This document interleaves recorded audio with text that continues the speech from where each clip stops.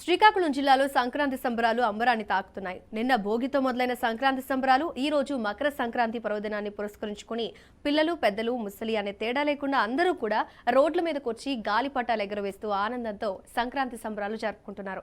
ఇంతకీ ఈ గాలిపటాల పండుగ ఎందుకు జరుపుకుంటారు? సంక్రాంతి పండుగకు గాలిపటాలకు ఉన్న సంబంధం ఏంటో మా శ్రీకాకుళం ప్రతినిధి రాము అందిస్తారు.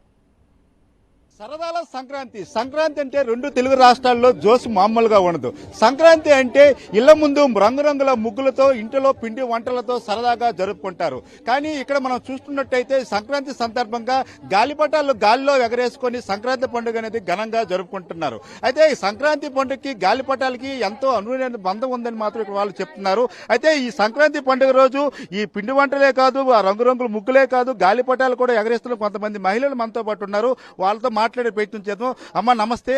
ఈ సంక్రాంతి పూట గాలిపటాలతో చక్కగా ఎంజాయ్ చేస్తున్నారు. ఆ గాలిపటాలకి సంక్రాంతికి ఏంటమ్మా అన్యోన్య సంబంధం? ముందుగా అందరికీ సంక్రాంతి శుభాకాంక్షలు. నా పేరు ధనలక్ష్మి. ఈ రోజు మనము సంక్రాంతి రోజు ఇంత కోలాహలంగా గాలిపటాలు ఎగరేసుకుంటున్నామంటే మనకి ఇప్పటి వరకు కూడా దక్షిణాయనం జరిగింది. ఇప్పుడు మనం ఉత్తరాయణంలోకి వచ్చాము కాబట్టి ఉత్తరాయణంలో సూర్యునికి వెల్కమ్ చెప్తూ ఈ గాలిపటాలను ఎగరేస్తాము. అలాగే కూడా దేవతలందరూ కూడా మన ట్రెడిషన్ ప్రకారం దక్షిణాయనంలో నిద్రిస్తారు, ఉత్తరాయణంలో వాళ్ళు లేస్తారు వేకప్. కాబట్టి వాళ్ళకి స్వాగతం చెప్తూ కూడా ఈ గాలిపటాలను ఎగరేస్తాము. అలాగే గాలిపటాలు ఎగరేయడం వల్ల ఈ ఎండలో ఉండడం వల్ల మనకి ఆ డి విటమిన్ అనేది వస్తుంది. పిల్లలకి కూడా కాన్సన్ట్రేషన్ పవర్ పెరుగుతుంది. ఆ గాలిపటాలు ఎగరేస్తూ అలా పరిగెడతారు. వాళ్ళకి ఫిజికల్ గా కూడా స్ట్రెంగ్త్ ఎక్కువ ఉంటది. అంటే మన పూర్వీకులు ఏ కార్యక్రమం చేసినా దాంట్లో ఎంతో ఒక నాలెడ్జ్ గానీ మనకి ఎంతో ఉపయోగం కానీ ఉంటది. అవన్నీ కూడా మనం గుర్తు చేసుకోవడానికే ఈ సాంప్రదాయాలు. కాబట్టి ఈ రోజు మేము చక్కగా గాలిపటాలు ఎగరేసుకుంటూ ఈ సంక్రాంతిని జరుపుకుంటున్నాం. మనం చూసుకుంటే ఇక్కడ శ్రీకాకుళం జిల్లాలో శ్రీకాకుళం జిల్లా వాసులు కాకుండా ఇతర రాష్ట్రాల నుంచి వచ్చిన వారు కూడా ఉన్నారు. ఇక్కడ స్థిరపడ్డారు, శ్రీకాకుళం ప్రజలతో మమేకమైపోయారు. వాళ్ళు కూడా తెలుగు వాళ్ళతో కలిపి సంక్రాంతి పండుగ ముందు గ్రాండ్ గా జరుపుకున్నారు. మేడం आप कहाँ से आए? कितना साल से इधर? हम राजस्थान से आए हैं. डिफरेंट नंबर ऑफ इयर्स, कोई 10 साल से, कोई 20 साल से, हम 30 साल 40 साल से भी रह रहे हैं. एंड हमें यहाँ पे बहुत अच्छा लगता है कि सब अलग अलग कम्युनिटीज मिलके सेलिब्रेशन करते हैं. वो पोंगल बोलते हैं, हम संक्रांति बोलते हैं, पर उड़ाते सब पतंग एक जैसे एक ही छत के ऊपर. अब कैसा लग रहा है विजय विलेज एटमॉस्फेयर? आपका सिटी में रहता होगा, विलेज एटमॉस्फेयर कैसा लग रहा है आपको? नहीं, अच्छा लगता है क्योंकि it is a very clean environment and nice people, friendly people, so it is nice, it feels good.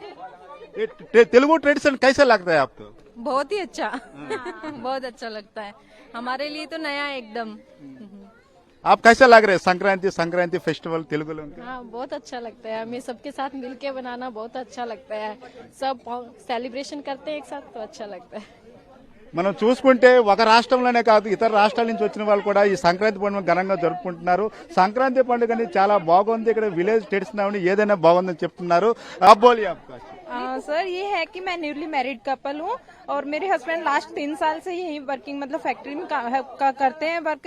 But मेरा यहाँ पे तेलुगु इन्वायरमेंट के अंदर आके इतना मन लग गया कि यहाँ से जाने का एक बिल्कुल भी वापस मन नहीं करता. ఈ గాలిపటాలు ఎగరేయడం వల్ల సూర్యుడి నుంచి డి విటమిన్ అనేది డైరెక్ట్ గా పిల్లల్లో ప్రవేశించి పిల్లలు కూడా ఏడాది పాటు చాలా ఆరోగ్యంగా ఉంటారని చెప్తున్నారు. ఏదైనప్పుడు కూడా పల్లెలు పట్టణాలు తేడా లేకుండా సంక్రాంతి పండుగ అనేది చాలా ఘనంగా జరుపుకుంటున్నారు అనడంలో ఎటువంటి అతిశక్తి లేదు. ఏదైనప్పుడు కూడా పురాతనంగా మన రాజులు క్రీస్తుపూర్వం 2000 నాటి ఎలా నాటి ఉన్న మన ఈ సాంప్రదాయ సంస్కృతులు మాత్రము మనం తూచా తప్పకుండా పాటిస్తే ఎంతో బాగుంటుందని చెప్తున్నారు. అయితే పల్లెల్లో పట్టణాల్లో మాత్రం సంక్రాంతి హడావడి మామూలుగా లేదని చెప్పుకోవచ్చు. కెమెరా పర్సన్ భాస్కర్ తో రాము, బీఆర్కే న్యూస్, శ్రీకాకుళం.